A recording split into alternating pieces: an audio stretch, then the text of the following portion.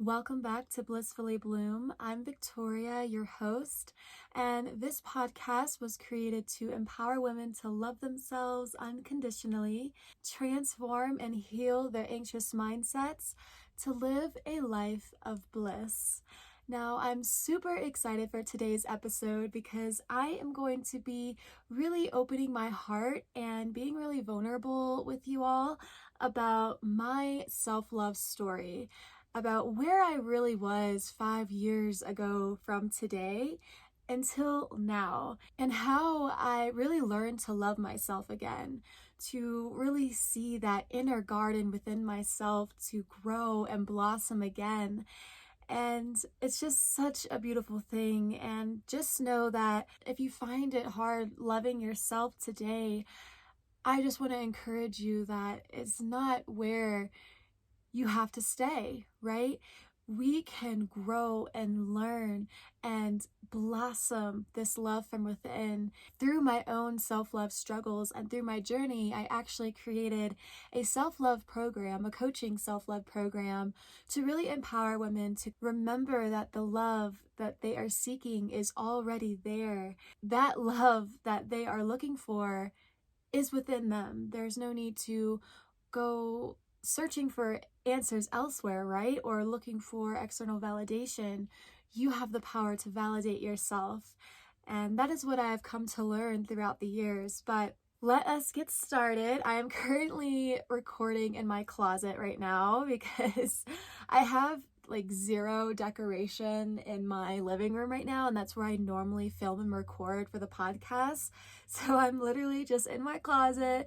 I put up my little rose decor behind me so to get me in the mood, because it just reminds me of this podcast of Blissfully Bloom, and I think the decor goes so well with the podcast theme. So during this episode, I will talk about my own self-love story, but I'm also going to give you a little bit of advice about how you can go about starting your own and creating your own love story for yourself. So let us begin. But before we do, I want to give a quick shout out to our sponsor. Okay, so this has been a long time coming. I have been meaning to come out and share my story around self-love and how it transformed and shifted and evolved throughout the years. But I want to begin about, I want to say 6, maybe even more than that. I want to say about 9 years ago in high school. During high school, this is where I really, really held such strong value and weight on boys. I found it so hard to love myself that I was looking for it in other boys, right? I really, really believed that the boys that I dated would give me that missing piece that I was looking for and would fill me and complete me, right? And when I have found this true love, kind of like a Nicholas Sparks movie, as I would have liked to imagine it to be, then I will be finally happy and fulfilled with myself. Then I can finally love myself. And that clearly was not the case, because the relationships that I had in high school, they only lasted about a month. Truth be told, I would give myself away quite easily. I had a really, really skewed vision of what love looked like. I would believe that, oh, if I did this, if I gifted myself to the boys that I dated, then that would complete me. That would fulfill my heart and start to cultivate this love within me. But that was not the case. Time after time, after I made those decisions, I felt even more lost with myself. I felt even more disconnected with myself. And shame and guilt started to wash over me. And I really thought that something was wrong with me. And the love that I was seeking for myself, I just had no idea at the time that it was already inside of me. But I was ignoring that fact. Deep down, I think I truly knew But it scared me most knowing that I didn't need anyone else, right? The love that I was looking for, the fulfillment that I was looking for, it was within me. But I think at the time, I didn't have that trust in myself. I didn't believe in myself. I doubted myself and had extremely low self-confidence. I didn't feel good enough in who I was and who I already was. And also, I was holding on. I continued to hold on to that belief that love can be found elsewhere. And that love, I mean, yes, of course, you will find love in your partners and your family and your friends, but it becomes something else when that is all you rely on. That is all that you put your faith in and your trust in. And if you don't have any faith and trust and belief in yourself, then you're going to have some really rocky foundations, right? And if you tie your worth to those things, which I was clearly doing at the time, because if I felt loved by the boys that I was dating, if I got that compassion or kindness or just overall joy from them, and I was seeing that they were happy being with me, then I gave myself permission to be happy with myself. But if I found the opposite, if I found that they were talking down upon me, if they were just using me for my body, or if they found that I wasn't good enough for them anymore and they broke up with me, then I would feel crumbled on the inside. I would feel even more not good enough than I had already felt because I was attaching my worth to the boys that I dated, right? This became a pattern in my life, a huge pattern that I am still trying to heal today. In high school, I looked in the mirror. I didn't like what I saw. Just being me was not good enough. I constantly had thoughts around the theme of I am not good enough. Some thoughts that would pop up in my mind were I'm ugly. I am not smart. I'm stupid. I do not deserve love. I do not deserve happiness or success. And many of these thoughts, they may not have been directly stated, right? But I had these stories constantly running through my mind, and that affected the way that I showed up for myself and for others.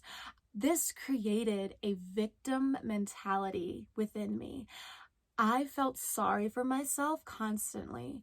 This ended up making me kind of have this resentment because I was so unhappy with myself that I constantly felt jealous of others. I wanted what they had. I remember walking through the mall or just walking down the street and seeing other girls, and they had just the brightest smiles on their faces.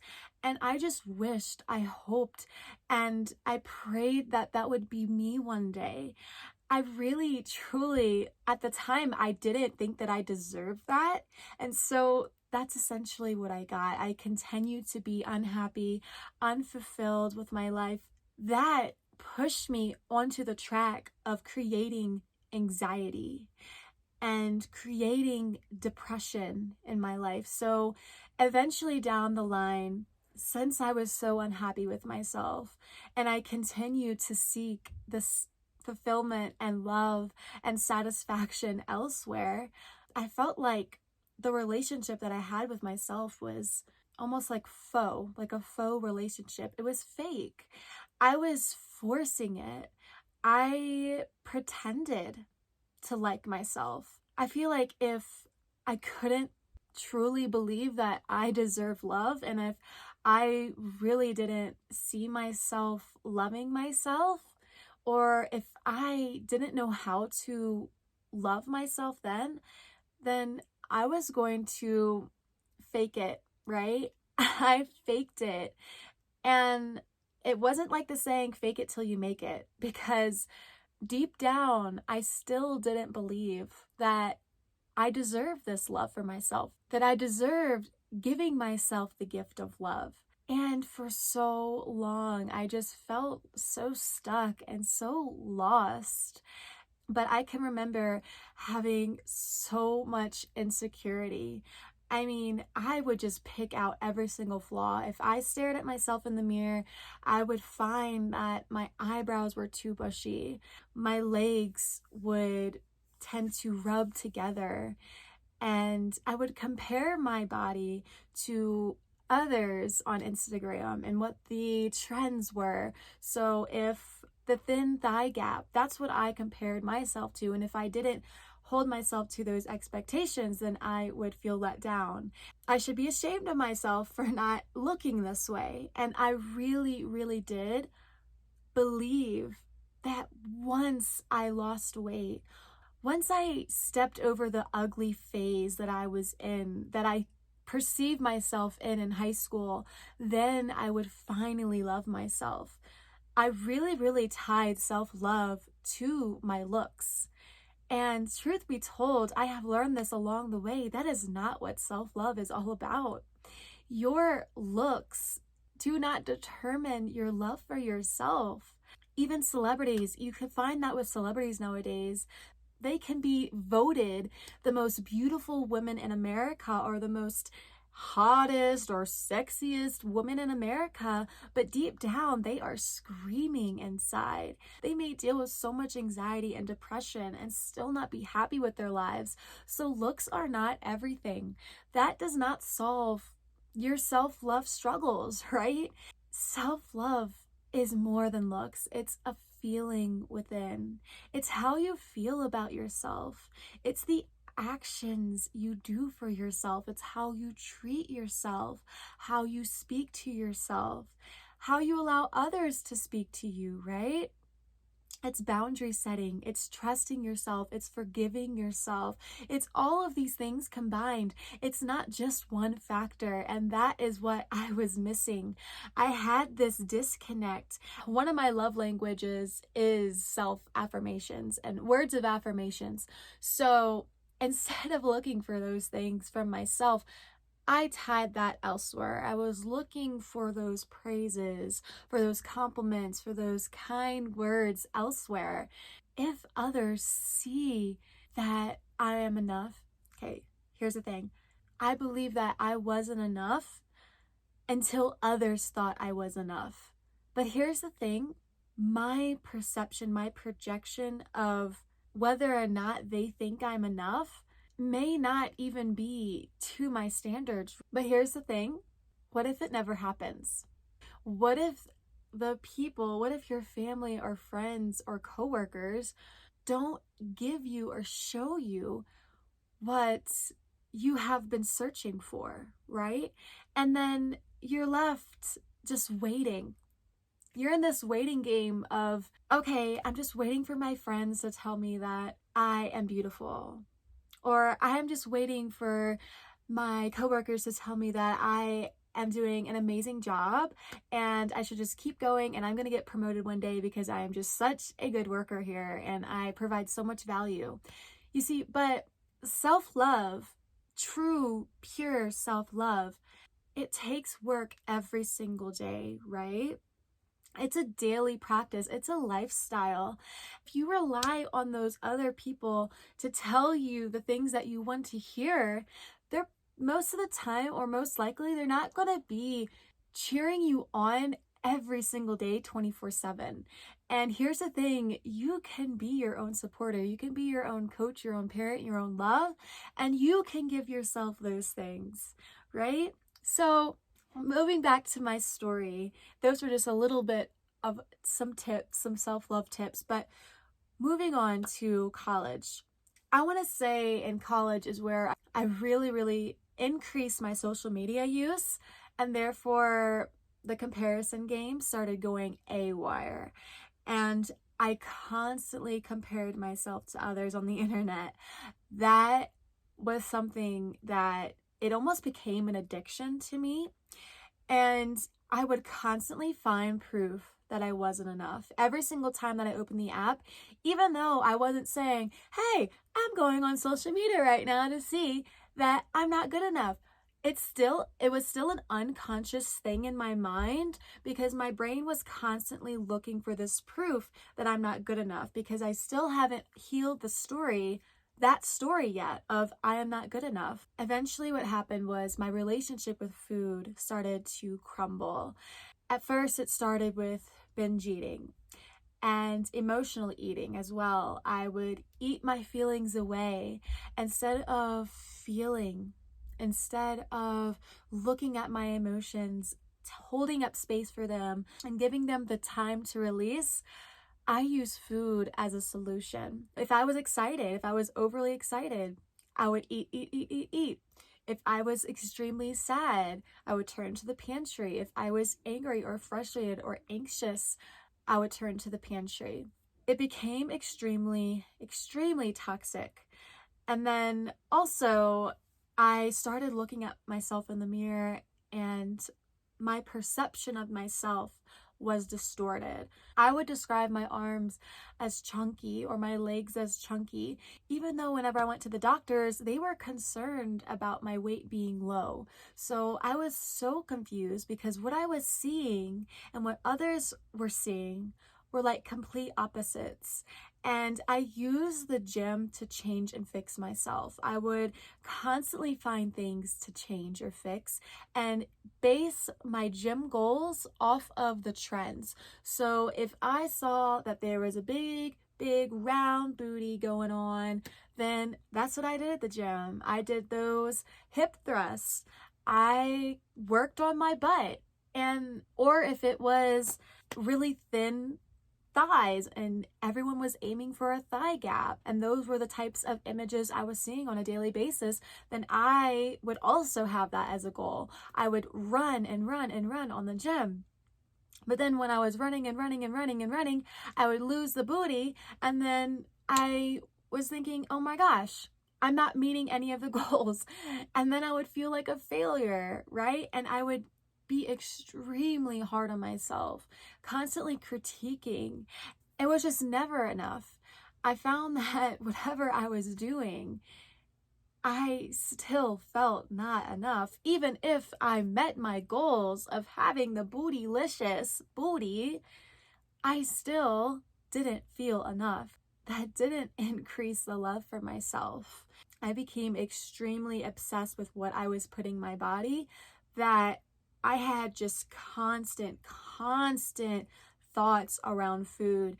If I eat this cookie, I'm going to break out. Or if I eat this cookie, I'm going to gain fat in my stomach. It was like I was in this constant battle between wanting to just live my life and not have so many restrictions and so many thoughts around food.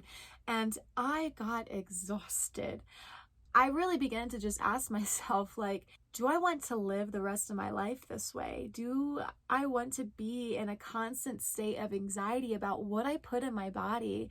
And even when I did this, feelings of unworthiness still popped up in my head, despite me holding on to my high expectations and meeting them.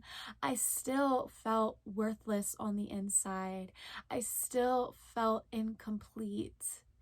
And this even took a turn for its worse when I started using a lot of social media filters on Snapchat. I would constantly use that dog puppy filter. If y'all remember the puppy dog filter, seems harmless, right? A cute little tongue that comes out of your mouth, and then you have the little dog ears. I mean, how cute is that? But what I didn't realize, it basically shaves down your cheekbones and changes your facial structure. And after a certain point of time, I found it really hard to just take a picture of myself without any filters. My own face didn't feel good enough.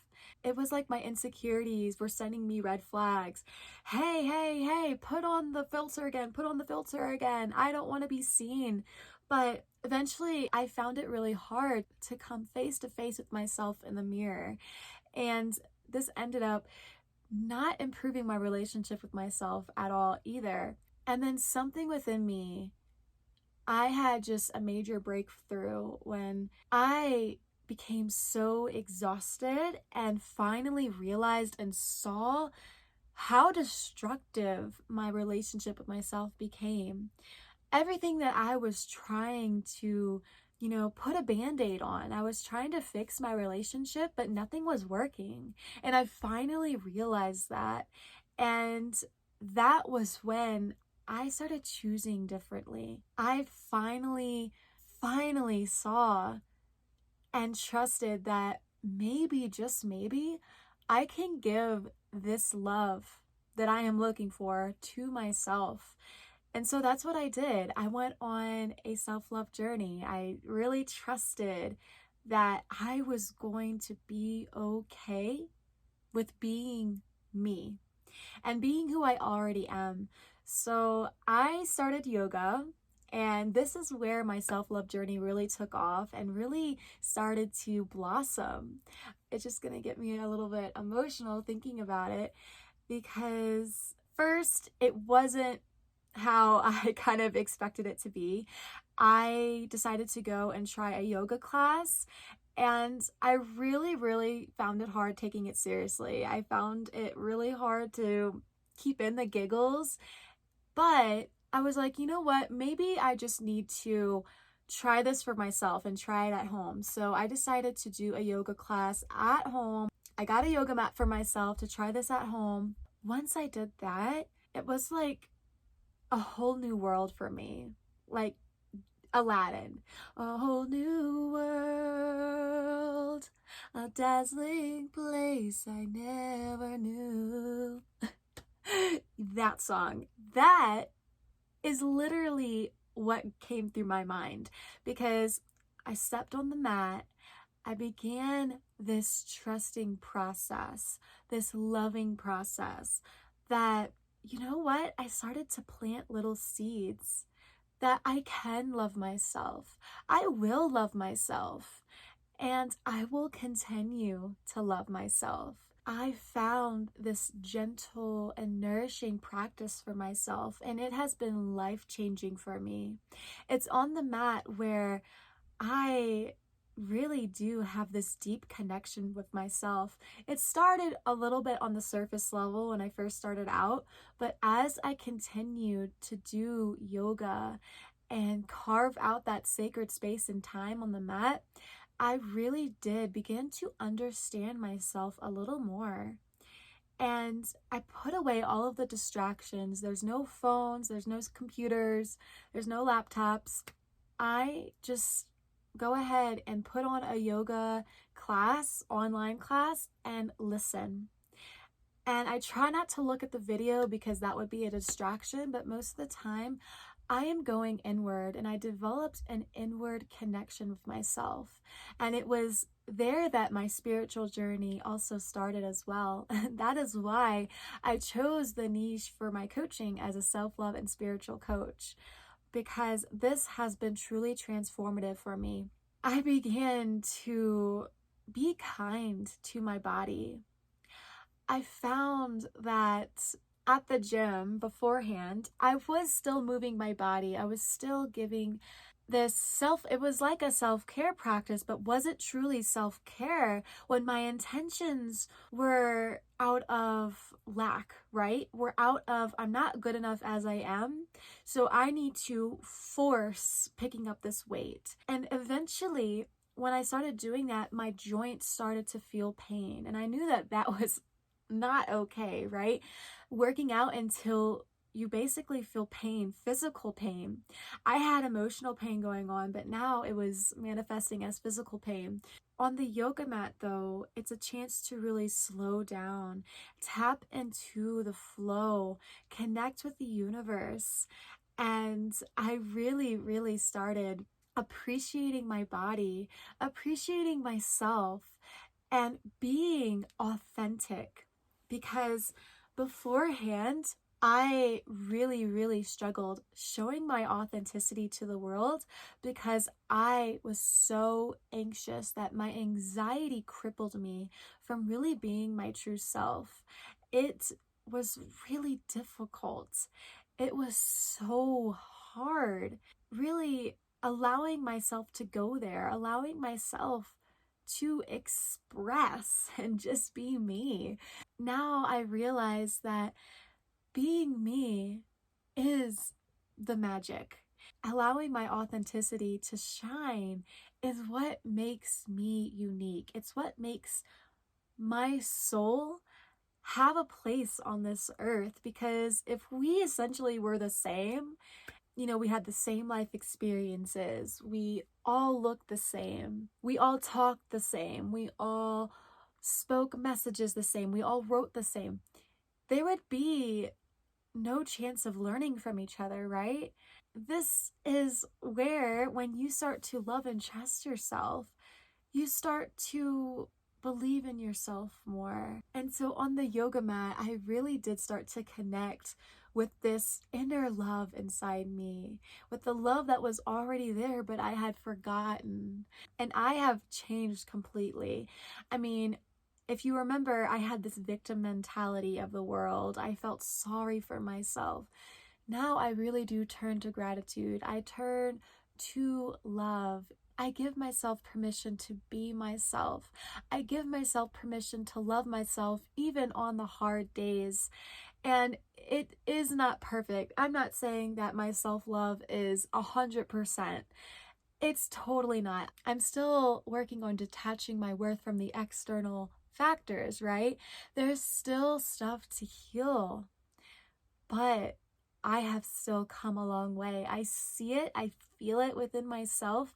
And now, instead of looking in the mirror and really zooming into all my flaws and hating them, I look at myself as a whole, being, as a complete puzzle piece, as a complete puzzle. I am in love with who I am and who I am becoming too, because I know that where I am, I'm not going to stay. 10 years down the line, 5 years down the line, I may pick up some new personality traits, right? If I continue the path of growth, if I continue the path of love, my love for myself is going to grow over time, right? And I will be amazed by that, because right now, you may feel like there is no love there. But I promise you, if you give this path a chance, then you will be so, so grateful for that younger self, for you now, years down the line, for choosing that. Because if you didn't, you'd probably be at the same state that you're at and still find it really difficult loving yourself, and still feeling confused about how to love yourself and what love looks like if you've never experienced it for yourself. Yeah, it was through yoga that I learned to fall in love with myself again. On the yoga mat, since I really cultivated a self-love ritual and practice for myself, and I just really, really looked forward to it every time, because every time that I stepped on the mat, I was really allowing myself to deepen the relationship with myself. And I came out feeling like the state of bliss within me, and the state of peace, of love, of compassion and kindness. And I wanted more. And I realized, I think it was in that moment when I realized, like, OMG, I was the one who created these feelings within me. Yeah, I had a yoga instructor who was showing me the moves and guiding me through the class, but essentially it was all me who created these feelings within. And the more that I did that, that was the proof that I needed, that I can totally, I can totally be my own love. I can totally create experiences that instill these types of emotions that I was ultimately looking for in the first place. And that is when I started to let go of wanting to change myself, wanting to be someone else to be liked, wanting to people please all of the time. And I mean, it has taken me a long time to figure this out. I had to learn those lessons along the way. I think that is one of the biggest lessons of my life that I had to learn, was that the love was already there. It was just waiting for me to connect with it, to tap into it, to embrace myself in it, right? Because I think for the longest time, I was holding myself back from being my own love. I was preventing my own self from loving myself, right? Nobody else was in my body critiquing myself, or nobody else was telling me to be ashamed of myself. Nobody else was telling me to hate myself. It's like I kind of have this vision in mind of the little dolls with the strings, right? Nobody is forcing us to do anything. I had to learn to take responsibility for my own life, because if I didn't, I would end up living my life in regret for not starting my self-love journey, for not giving myself permission to be my own best friend, to let go of the judgments, to let go of the need to be perfect. Because this is what I said on a podcast episode that I was in the other day. I don't know if you have listened to it already. It's on goodyou.therapy by Samantha Semo. But I was telling her that I didn't want to be on the last minutes of my life, basically be on my deathbed. I didn't want to be there and feel like this deep regret within me that, oh, I should have trusted myself. I should have forgiven myself. Oh, I should have loved myself. And now here I am, about to go off of this planet, and I still am not there. I'm still not where I imagined myself to be. I didn't want to do that. And that was my key motivating factor, to trust that there is an abundant amount of love just waiting there, and we can tap into this state of being at any point in our lives, right? That is the most magical and amazing part about it all. And I think that, there's no need to wait. There's no need to wait for someone else to tell you that you can love yourself. There's no need to wait for anybody else to embrace you with love, right? You can embrace your own self with love. So right now, go ahead. If you're watching the video, if you're listening, go ahead. And if you're not driving, you can do this. Go ahead and wrap your arms around yourself.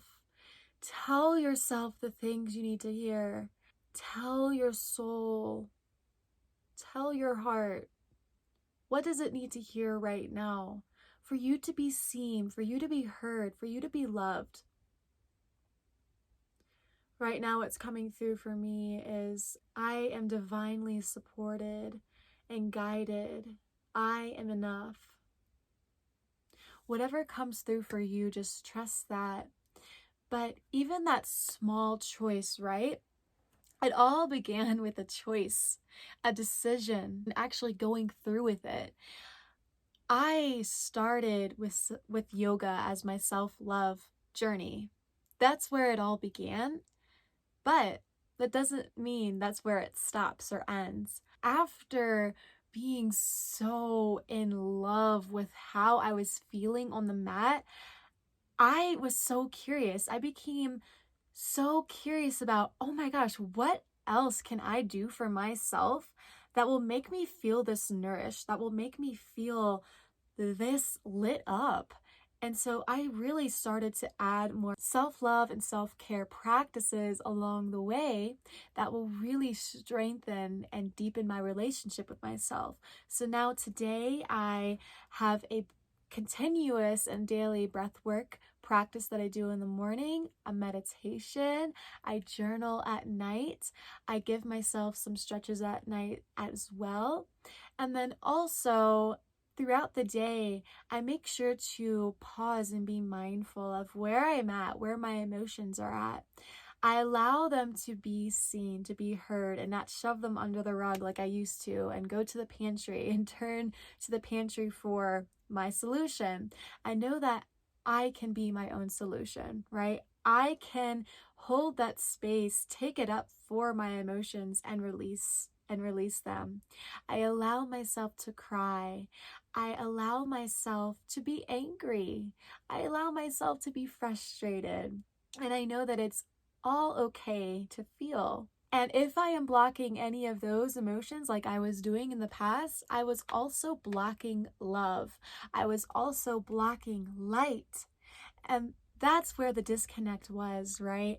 I was looking for all of these external things to fulfill me and to give me what I needed. But then I wasn't willing to give myself what I needed. I'll say that again.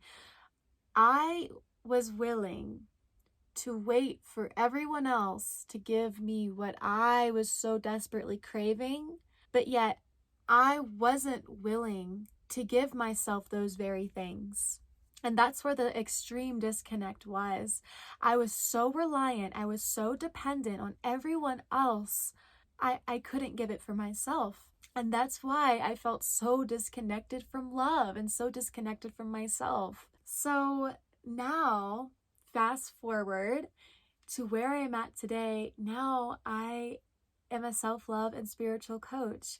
I offer a self-love coaching program for women who are looking to fall in love with themselves again, and for women who are looking to connect with that love again and really step into a version of themselves that start to be their own best friend, who are looking to be their own supporter, to quiet the voice of their inner critic, who may struggle with comparison or external validation. And this is what I offer now, and I am just so excited to start changing lives, really empower women to love themselves unconditionally, because my own struggles of self-love and with my anxiety has really inspired me to share my own story, to share my own journey, and also come up with this program that will really, really help women to learn to love themselves. And I can promise you that if you feel so lost, so confused, if you feel unhappy with yourself, you want to start loving yourself. You want to start appreciating yourself, becoming your own best friend. This program was meant for you. We work on comparison, external validation, transforming your inner voice to one of love. We work on awakening your higher self, who is all love, all light, really connecting with her. We work on habits and how to make self-love a lifestyle. We work on how to become your own best friend, how to treat yourself with kindness and love and compassion. We also will work on your relationship with your body if you feel that your body is something to be ashamed of. And so if this is resonating with you, I am inviting women to join the program. I have 3 different coaching packages. They offer loads of support, such as a virtual self-love women's circle, one-on-one coaching sessions, a Facebook self-love community group, messaging app support, and more. And just know, as your self-love and spiritual coach, I will be there to guide you along the way and really, really make your self-love dreams a reality for you. If you are feeling like it is vibing with you, go ahead and message me on my Instagram, my coaching Instagram page at blissfully.bloom. There you can also find a link under my bio, my Linktree link. If you click on that, there's an application to apply to the program. And also there's going to be a link where you can book a free 30-minute discovery call to see if this program is right for you and meant for you. I hope that this inspired you today to, no matter where you are at on your self-love journey, to really trust the process. Know that it's going to take time to heal, to nourish, to learn to love yourself again and again, and giving yourself grace to the process, because like I said, it's not going to be perfect. Celebrate yourself for the decisions that you have made to where you are at today, right? be appreciative of where you are at. Be grateful. Here's the other thing too, is what I realize is if I was so in this mindset of I need to change and fix and fix and fix, I'm broken, I'm broken, I'm broken. That was the reason why, even when I met my expectations, I still was not happy. I still was not fulfilled because before I even met those expectations, I wasn't happy with myself then. So why would I be happy with myself afterwards? There is still that lackness mentality within. There was still that desire and need to go and seek that fulfillment and love elsewhere. And I felt more alone than ever. But now I don't feel so alone anymore. I don't feel so lost. And I am just so grateful for my younger self, for my past self, for choosing to learn to love herself. And it can start today for you, no matter where you are at. And I hope that this inspired you today to choose love and to choose love again and again. Well, thank you so much for listening to my self-love story. I will see y'all in the next episode. Bye.